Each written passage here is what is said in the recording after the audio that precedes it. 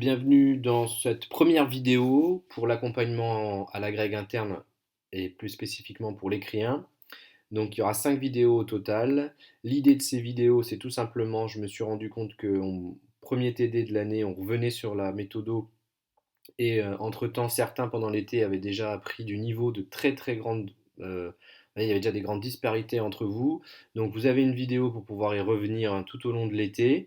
Moi, ça m'évite de répéter 50 fois la même chose. Et surtout, lors du premier TD, je vais pouvoir essayer de répondre au plus près à vos besoins. Certains en seront à comprendre les enjeux, d'autres en seront à l'écriture de la problématique, d'autres en seront à l'écriture d'arguments ou ce qu'on appelle de blocs. Donc première vidéo, c'est quoi une copie d'écrit 1? L'idée de cette première vidéo, comprendre le fond, la forme, éviter les premières erreurs à faire lorsqu'on commence à retourner dans l'écrit 1 pour préparer la grecque interne. Une copie d'écrit 1, c'est quoi?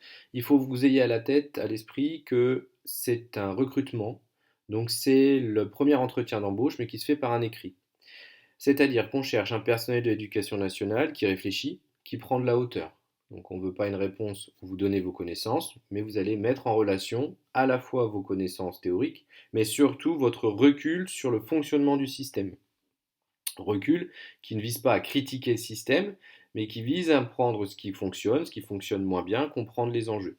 C'est un écrit simple, c'est-à-dire qu'on ne cherche pas des grandes phrases littéraires, on ne cherche pas des figures de style. Si vous les maîtrisez, tant mieux, mais on cherche un écrit, sujet, verbe, complément, un découpage en paragraphes, une écriture aérée, facile à lire. Sachez que les jurys correcteurs euh, ont des tas de copies, c'est pas payé très cher, et voilà, si vous avez déjà une petite écriture, tout est serré, donc pensez à aérer votre copie. Première erreur qu'on fait souvent lors des premiers écrits, on a tendance à retourner dans comme on faisait à CAPES, c'est le PS et le PS et le PS et. Pour gagner et monter tout de suite dans la note, il faut personnifier le PS, c'est-à-dire dans les années 60, de quel EPS on parle? On parle de l'EPS dans les textes officiels, on parle de l'EPS qui se fait à l'ENSEP, est-ce qu'on parle de l'EPS dans les syndicats? Est-ce qu'on parle de l'EPS du point de vue des inspecteurs généraux?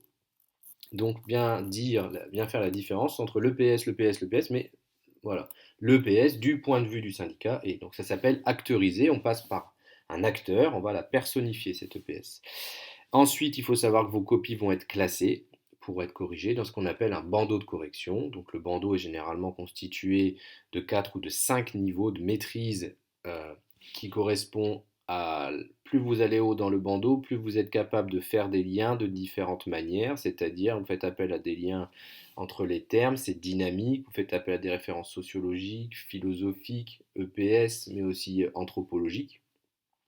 Et une fois que vous êtes rentré dans ce carré du bandeau, on a un curseur, donc c'est-à-dire c'est la quantité de connaissances, la qualité des références, la qualité d'écriture qui va vous faire monter dans cette partie du bandeau.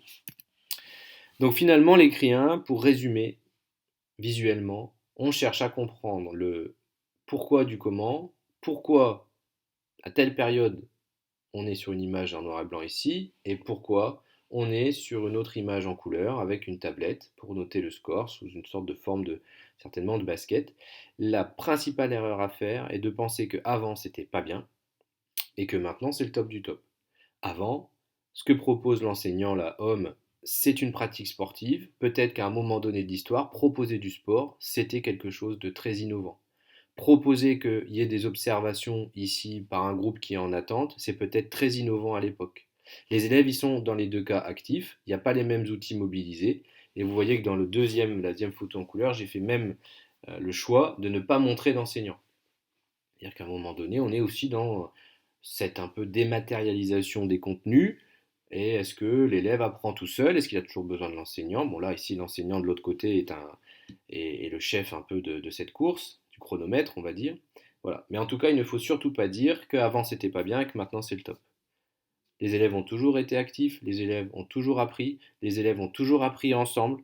Après, effectivement, certains contenus vont être plus spécifiques et c'est ça qu'on va chercher à comprendre. Pourquoi telle chose à un tel moment de l'histoire.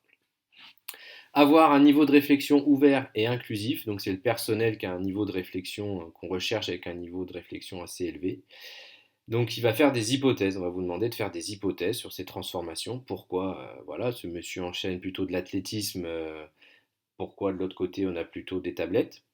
Et ce qu'il faut bien comprendre, c'est que toute chose égale par ailleurs. C'est-à-dire que moi, je peux penser quelque chose, mais d'autres personnes peuvent penser complètement autre chose. Un phénomène peut s'expliquer d'une manière, mais également d'une autre. Donc toute chose égale par ailleurs. Finalement, ça renvoie à la pensée de René Descartes, l'ego cogito, c'est-à-dire cogiter de différentes manières. Et si je le cite, j'ai mis une petite citation, je suis une chose qui pense, c'est-à-dire qui doute, qui affirme, qui nie, qui connaît peu de choses, qui en ignore beaucoup, qui veut, qui ne veut pas, qui imagine aussi et qui sent. Tout ça pour vous dire quoi? Qu'en fait, quand on va vous poser une question, il y a forcément un moment où vous allez affirmer, c'est votre thèse, vous allez douter, vous allez nuancer, c'est votre antithèse, et vous allez nier, vous allez dépasser cela vers une synthèse.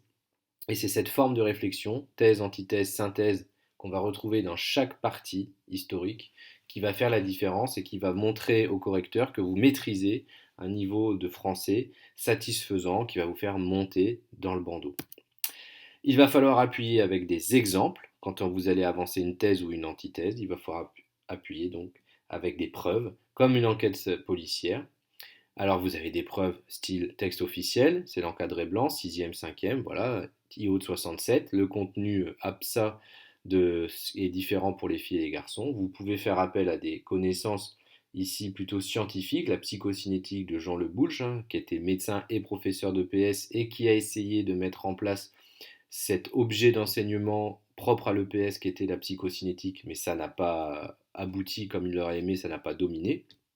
Ça domine plus en Belgique. Et puis vous pouvez faire appel à des auteurs qui ont écrit sur ces phénomènes, sur ce regard historique. Ici vous avez Vincent qui parle avec cette citation du passage de l'EP sportive à l'EP scolaire à travers les évaluations. Il faudra soit partir de cet exemple et en faire du déductif. Dans les IO de 67, nous observons que ainsi nous pouvons donc émettre l'hypothèse que les contenus étant différents au niveau des textes sur les pratiques de terrain, les filles et les garçons ne seront pas mélangés. Ou alors vous pouvez faire de l'inductif. Je veux montrer que les filles et les garçons n'ont pas les mêmes contenus. Par ailleurs, si je m'appuie sur les IO de 67, on peut voir qu'il y a deux APSA différentes en 6e et en 5e, notamment les filles ne font ni rugby ni football dans les programmations. Et enfin, une nuance à apporter, on sait très bien que les textes sont parfois qu'un lieu d'enregistrement de pratique, ou parfois on ne fait pas tout à fait l'exact reflet des textes. Alors une copie d'écrit 1 tout simplement se compose d'une introduction, ensuite vous annoncez votre partie, vous avez donc votre bloc 1, votre thèse, votre bloc 2 avec la petite faute de frappe, l'antithèse ou la nuance, et le bloc 3, la synthèse. On termine par une bilan de partie, où on va annoncer la rupture et on fait un retour à la problématique, en quoi cette première partie a répondu à une partie de la problématique. Idem pour la partie 2, idem pour la partie 3, et la conclusion, donc elle se compose de trois parties, vous répondez à la problématique, vous résumez dans les trois parties un paragraphe par partie, et vous faites une ouverture. Pensez à bien, quand vous allez écrire, pensez à bien aérer les paragraphes. Alors avec l'ordinateur, on a tendance à bien faire entrer, pensez à le faire aussi quand vous écrivez. Sautez 2 lignes entre les parties, une ligne entre les paragraphes. En tant que correcteur, ça aide. Retour sur l'introduction, puisque ça va nous concentrer principalement en cet début de formation à distance. L'introduction se compose de ces différents paragraphes. Un paragraphe de contextualisation, souvent c'est un mot que vous avez repéré dans le sujet, vous allez chercher un texte officiel ou un auteur, ou alors vous en parlez. Si y a des enseignements du basket et dans votre sujet, vous pouvez très bien dire comment vous enseignez le basket. Ensuite, il y a un paragraphe de reformulation. Le sujet nous interroge sur, qui va faire émettre ce qu'on appelle des tensions, le point de divergence et de convergence entre les thèmes du sujet.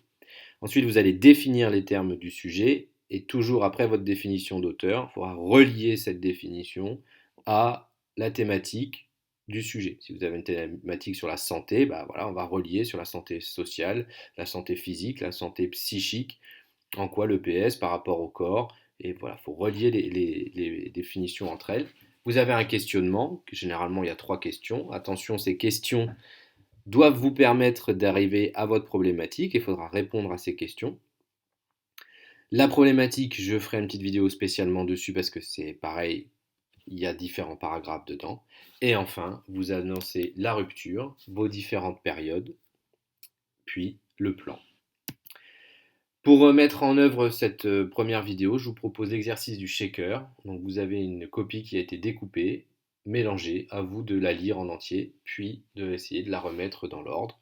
Vous la remettez dans l'ordre, vous faites une capture de votre écran, puis vous l'envoyez à mon mail augustin.caplet@ac-reims.fr ou alors vous la mettez directement sur la Dropbox. Merci, à bientôt.